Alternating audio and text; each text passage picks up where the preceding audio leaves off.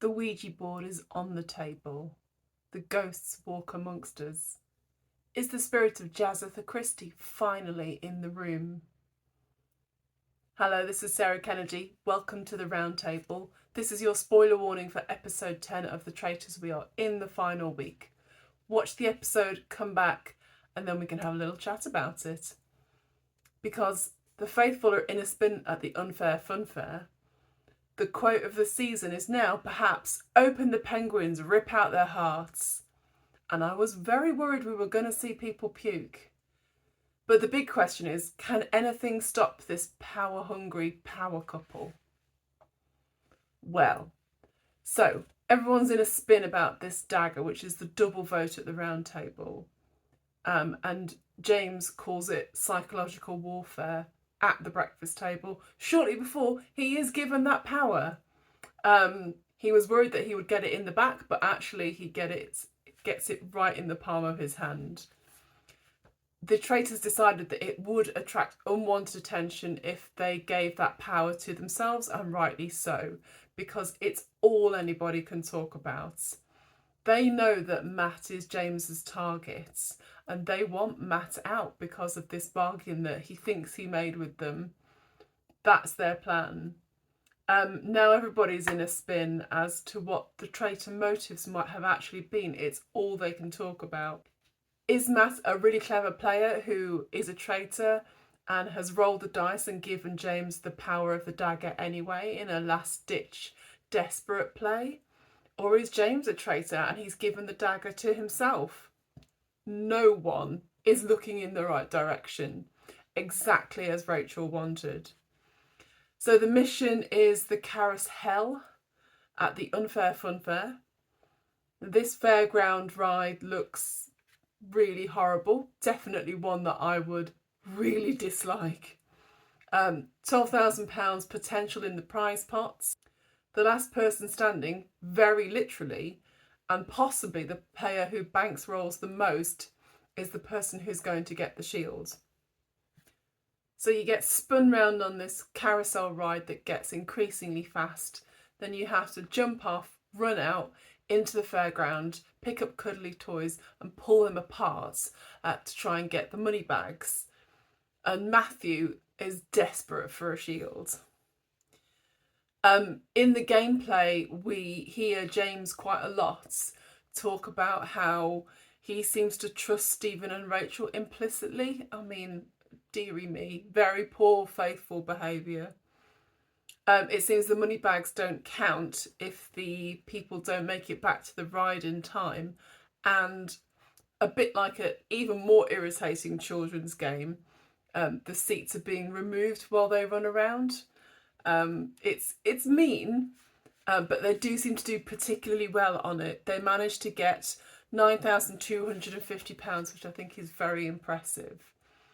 Back at the castle, when people are feeling a little less sick and a little less green around the gills, Matt and Faraaz are both thinking about Rachel, but I think she's basically untouchable at this point. Roxy says that she has to now take a look at those people who are closest to her, and she puts Rachel under questioning in the kitchen. So the whispers against Rachel have started, which is very exciting, but I can't even pinpoint a reason why. It may just be because the castle group are getting smaller and smaller and smaller, that eventually everybody's names come up, even if they are your Hundy P. Now, at the round table, there's particularly irritating points of poor logic here. Jade is too defensive, but she also doesn't mount a good enough defence. Come on, Matt, that's crazy talk. Listen to yourself. I would vote him out just for that idiocy alone. Lovely side eye. Roxy's having a right time of it as well. And then people say things like, it's really important, it's essential that we must work together. And then in the next breath they say, you can't sway me, I don't want to be swayed by you, I want to make up my own opinion. This is disastrous. Matt is getting serious heat now, and Stephen speaks up against him. It's really interesting to watch when Stephen and Rachel choose to enter the conversation, because they watch and wait for their moment. They're never the first to attack. It's worked extremely well for him so far. This round table is confused, it's panicky, they're talking over each other, they are not listening, it's useless, it's terrible faithful work, and it has gone exactly as our traitors wanted it. Rachel is so powerful in this moment, it's like she scripted the whole thing from breakfast onwards. It's incredible. Because James was so loud and went so hard against Matt, everyone now thinks James is a traitor, when it is found out that Matt is a faithful, however much he really actually wanted to be on the other team. James is left at the table basically with his head in his hands, and he goes, "That's me, I'm fucked, what an idiot." He gets really upset, he gets in his own head about his decision, and he's very worried about his own future because he thinks he's put himself on the chopping block. I really feel that probably is the case. He walks around, he says, "I'm a dreadful faithful." He is, he really is. But as the contestants remind him, everybody gets it wrong. It's just hard to get it so wrong when you've managed to sway the vote in your favour and vote out a faithful. At this point in the game, it does look really bad. So one of the greatest moments, I think, is when everybody takes a breath out, has a drink, calms down, and then the chat sort of organically grows again. And Faraaz is taking it upon himself to start talking against Rachel. He's bang on with all of the things that he says. It's incredible. Stephen's dramatic gasps don't do it justice. Where has this come from? It's amazing. The internet has already dubbed him Jazatha Christie, and I really hope this is the case because he's basically the faithful's last hope at the moment.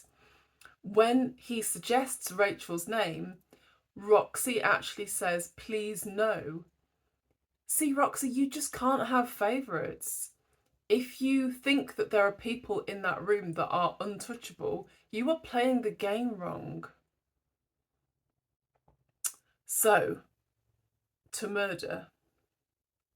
They are considering murdering Roxy, who is devoted to both of them.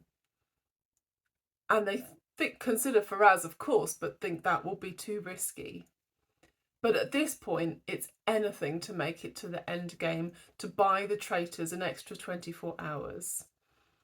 Stephen reminds Rachel of the pact that they made, and she is saying all of the right things about protecting the alliance, but they may need to sow seeds against each other as names are brought up more and more, because they'll need to look faithful when that conversation happens. So, we're in the final week. I can't quite believe we're here. It's not looking good for Team Faithful at the moment. Can Faraaz pull it out of the bag for them? I'll be very interested to find out. I hope you can join me again on the round table. I'll see you tomorrow. Hey, it's okay to come out now. It's safe. Laters, traitors.